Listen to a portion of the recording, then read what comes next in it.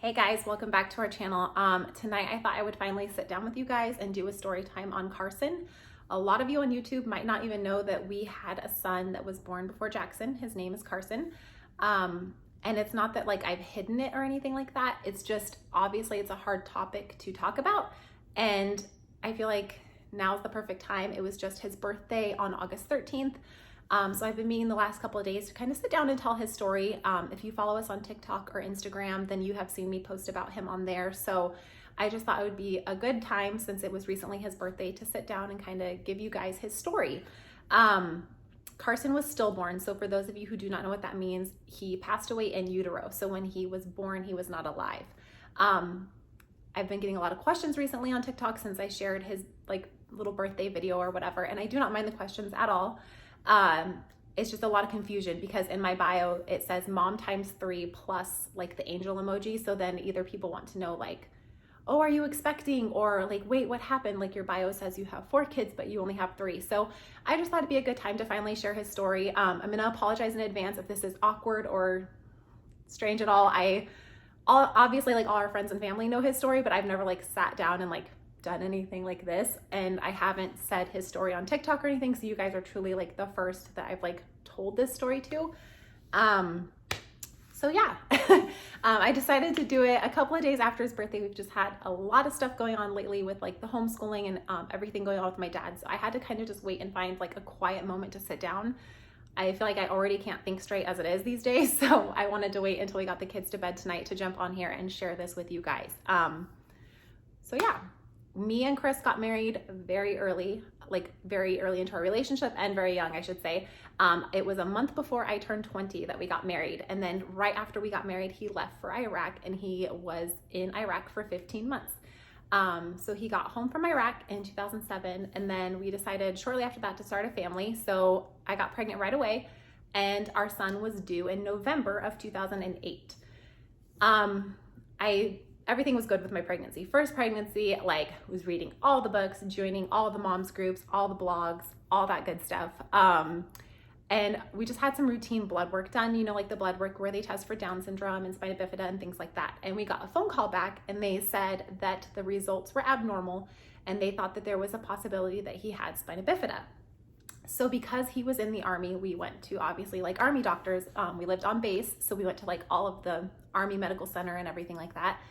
And so they said, we need you to come in for an ultrasound and for more testing, but we can't get you in for like 2-3 weeks. It was a long time. And of course, like, you're like, what? Like, you just gave me this news I was not expecting, and now you want me to wait a few weeks to come in and find out what's going on? Like, it was the most nerve-wracking like 3 weeks of my life. So we finally go in for the ultrasound, and come to find out he did not have spina bifida. He had something called gastroschisis instead.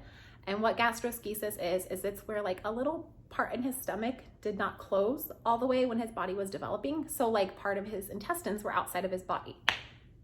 It was not, I mean, like, I don't want to say it was not a big deal. It was, obviously he would have had to have surgery and been in the NICU, but after the surgery and like recovery and everything, he would have had a completely like normal life. I even remember the doctor saying like, out of all of the things that could be wrong or all of the birth defects and everything like that, like this is the one to have. It's easily fixable, and he'll live a completely normal life. So we already knew that something was wrong, but they assured us that like everything's gonna be okay. It's gonna be good. So we were even already looking into, we had to start thinking about decisions on where we wanted to have him delivered at, because the Army hospital did not have the kind of NICU they needed. So we were looking into all those options, and he was going to be at Seattle Children's, and we were getting everything all set to go. Sorry, my heart is like racing as I tell the story. So I feel like I'm out of breath. I feel like I can't think straight. So my pregnancy was going along just fine. Everything was normal. And I had to have lots of extra appointments. I had to see specialists and lots of checkups. I had an ultrasound at literally every single appointment I had. So I was going to the doctor like every week, 2 weeks, whatever. So in August, I want to say it was August 12th, I had a checkup, just a regular normal appointment, ultrasound, all that stuff, because gastroschisis babies can tend to be on the smaller side. So I had to go for frequent ultrasounds where they would make sure he was still growing and everything was good. And thankfully Chris was able to come to all of these appointments with me. So we went to the one on August 12th, And the ultrasound tech was doing the ultrasound, and she was like really quiet. And we were like, okay, like what's going on? And I had that morning, I was a nanny at the time, and I just felt off that day. Like I actually got physically sick, like on my way to my nanny job. And I had been over morning sickness for like months and months and months. I guess I should say, I left out a major detail. I was 25 and a half weeks pregnant. So just a little over halfway to my due date. And I just felt really sick that day, just like nauseous, like did not feel good. And she was like, I'm not supposed to say anything, because if you've never been pregnant, like ultrasound techs cannot give like results or anything. Like you always have to hear it from a doctor. She goes, but I can't find the heartbeat. So obviously right away, like your heart sinks, and it's like, what? Like, what are you talking about? Like, you're not expecting that. Like, I kind of felt like once we knew that he had gastroschisis, that was like our biggest thing we were going to have to get over. Like, you know, it was like, okay, let's start researching. Let's start preparing for like a NICU stay. Let's like learn everything we can, so we're prepared. Like never in a million years did I think that it was going to be like, I'm sorry, there's no heartbeat. So she went and got to the doctor, and he came in and confirmed. And then they took us, I remember they walked us down a hall and took us to a room, kind of like a meeting room. And they had us sit there, and the doctor's gonna come in and talk to you. And I remember calling my mom while we waited, and they lived only 2 hours away, but they went to visit some family. So they were like 4 hours away at the time. And I was like, we lost the baby, like, and she was like, oh my God. And they decided to obviously come rush and be with us. But they came in and told us that what we had to do is, because I was too far along I had no other choice. I had to be induced. I had to give birth. So they told me to go home, eat something, pack your bags. Like the last thing you want to do after hearing something like that is like go eat something.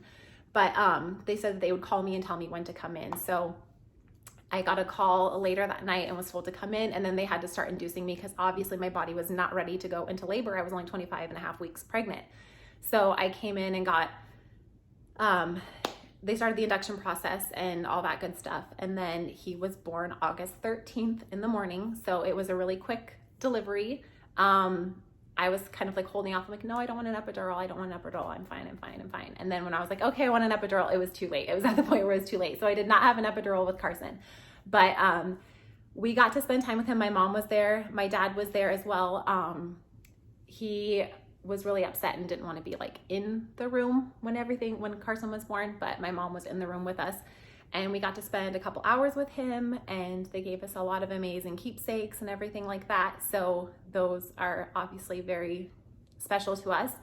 And they ended up saying that they put on his death certificate that it was like inconclusive. They weren't sure. They said that they did not think the gastroschisis caused him to pass away. They think it was just like a random fluke. So we still never knew what happened. I had a bunch of tests done.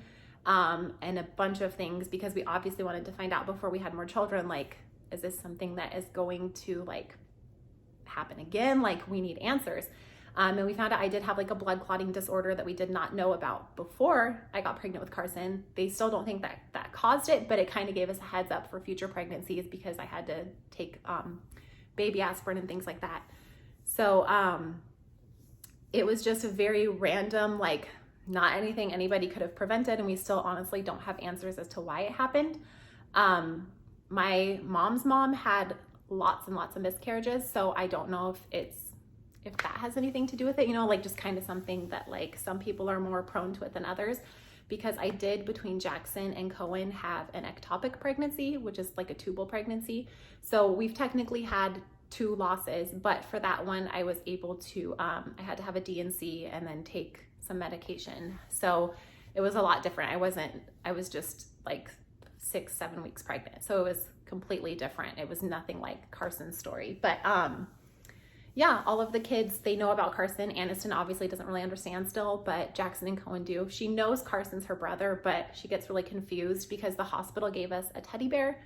And so we've always told her, like, this is Carson's bear. So she thinks the bear's name is Carson, and she loves that bear. She sleeps with it every single night. So I don't have it here with me to show you guys, because literally every single night she sleeps with it. She says that Carson keeps the bad dreams away.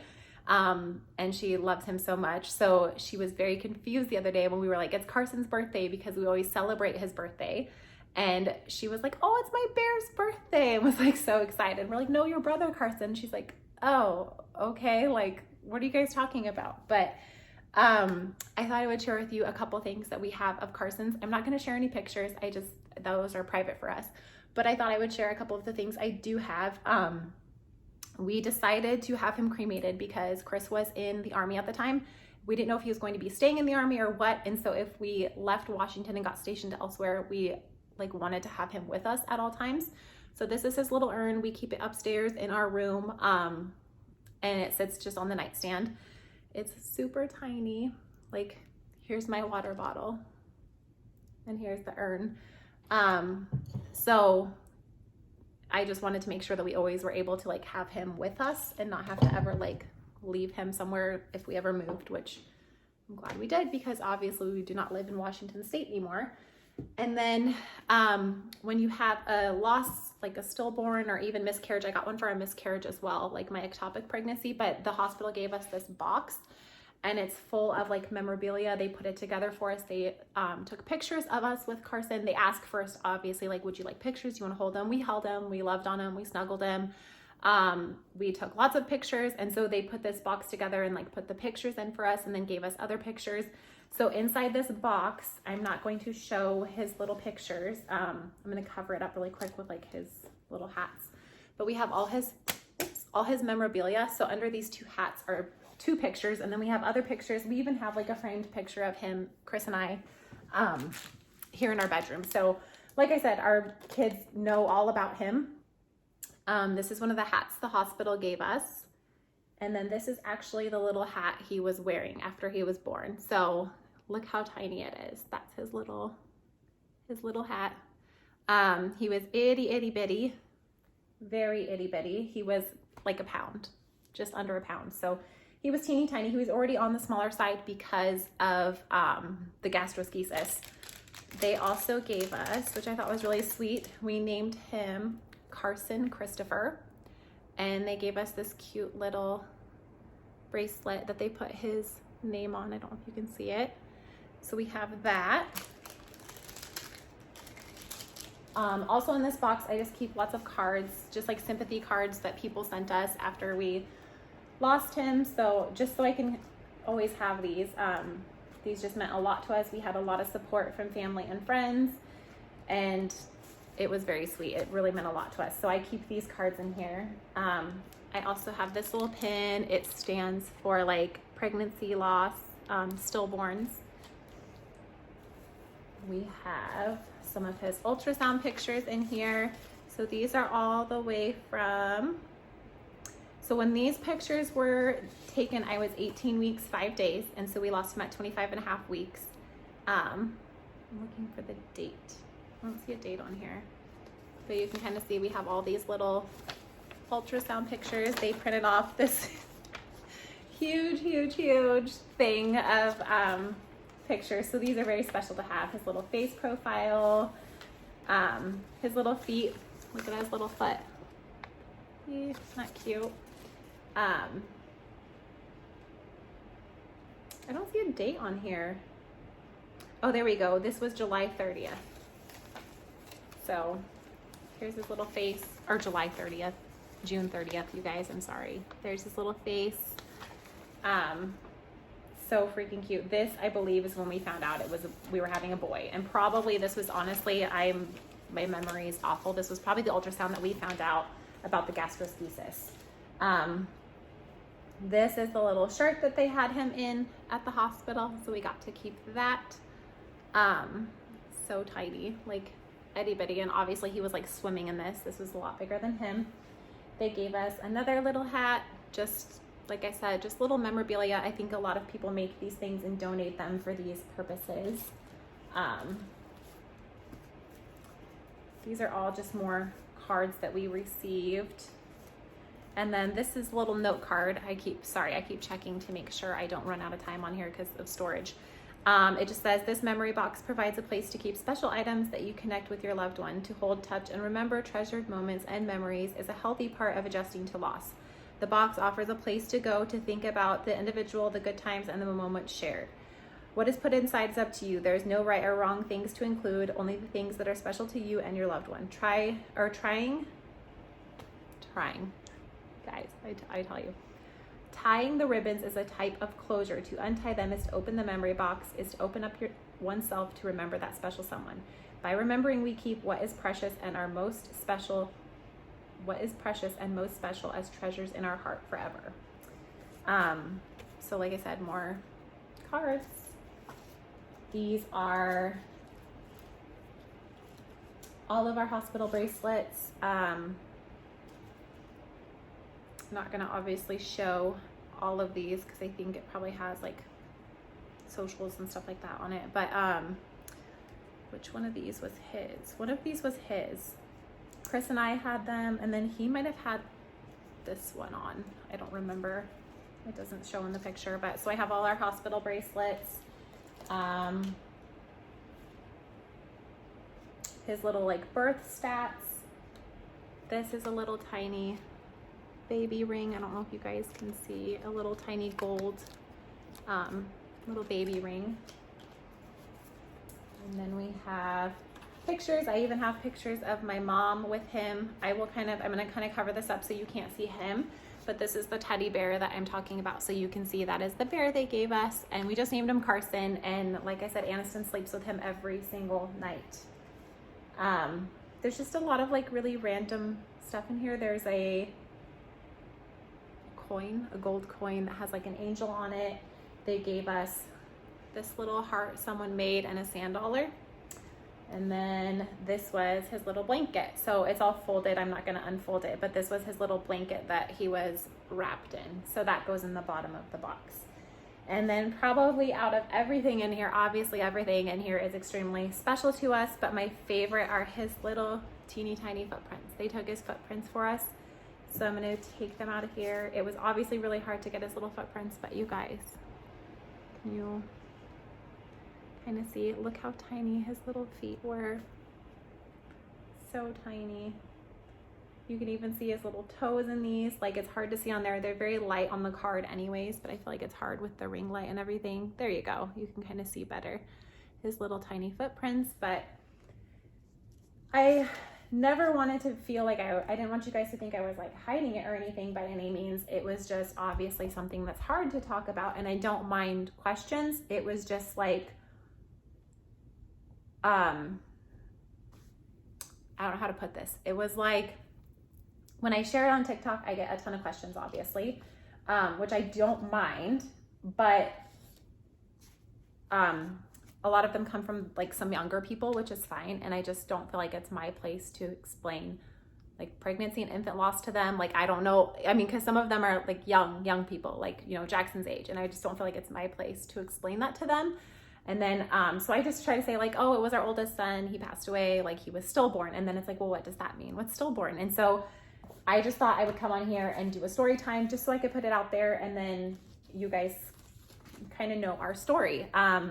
I think it's important to share. There's been other moms that I have met that have gone through the same thing, and it's nice to know and to have that support. So if there are any of you out there that are watching this and have gone through this or are going through this, please don't ever hesitate to reach out to me. I am here. I would love to lend an ear, to talk, to share stories, all of that stuff. I know I didn't go into a lot of detail, but there honestly wasn't a whole lot to go into. It just happened so fast, and it was kind of like out of the blue, like a punch in the gut, and like, you know, like, I'm sorry you lost your baby. By the way, what time can you be here to deliver him?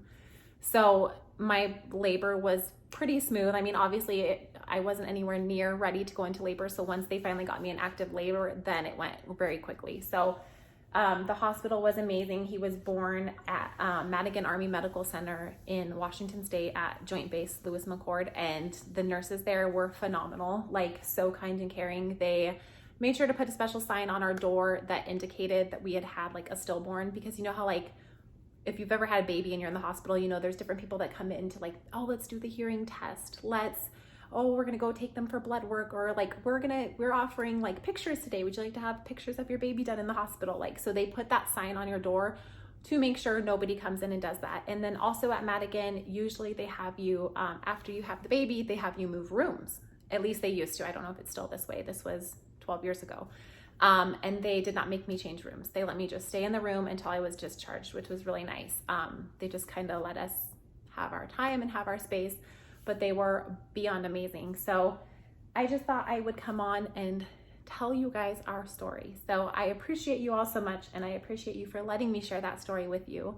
And I think that it's important to let people know that sadly, pregnancy and infant loss is a lot more common than a lot of people think. And it happens to a lot of people. So I just wanted to share my story in hopes that someone out there who might be going through the same thing, or who has been going through the same thing, knows that they are not alone and they do have someone else to talk to. Because although it's sadly very common, you might not know anyone personally in your life that has gone through it. And I will tell you, unless you have been in those shoes, you obviously don't truly know what it feels like.